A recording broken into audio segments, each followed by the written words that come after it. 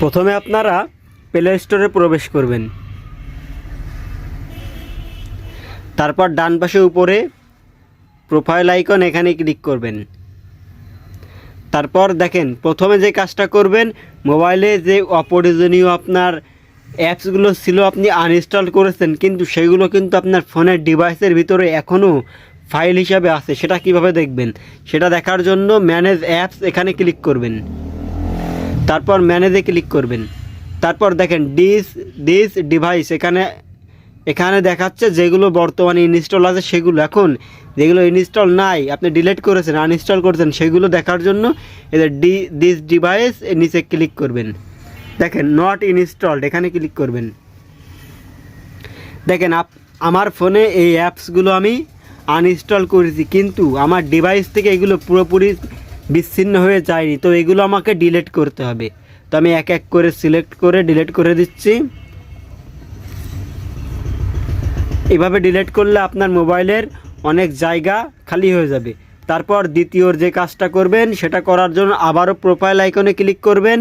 তারপর দেখেন play protect এখানে ক্লিক করবেন। তারপর দেখেন যদি আপনার কোনো হার্মফুল ক্ষতিকর কোনো অ্যাপস আপনার ফোনে থেকে থাকে, তাহলে এটা এখানে শো করবে। আমার এখানে নাই, এজন্য শো করেনি। তারপর আমি একবার স্ক্যান করে দেখাচ্ছি।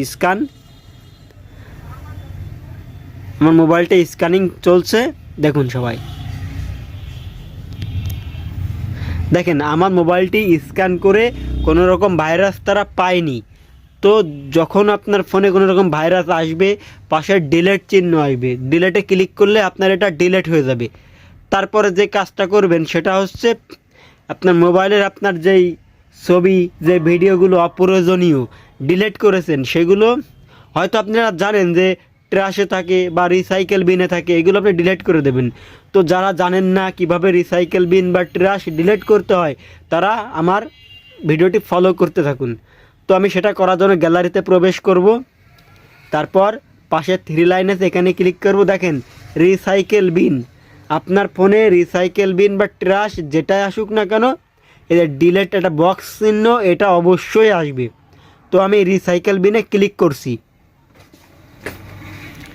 দেখেন আমার এই ছবিগুলো আমি ডিলিট করে দিয়েছি, কিন্তু আমার ফোনের ডিভাইসে থেকে গেছে। এখন বলতে পারেন আমি তো ডিলিট করে দিয়েছি, এগুলো আমার ফোনের জায়গা নষ্ট করছে না।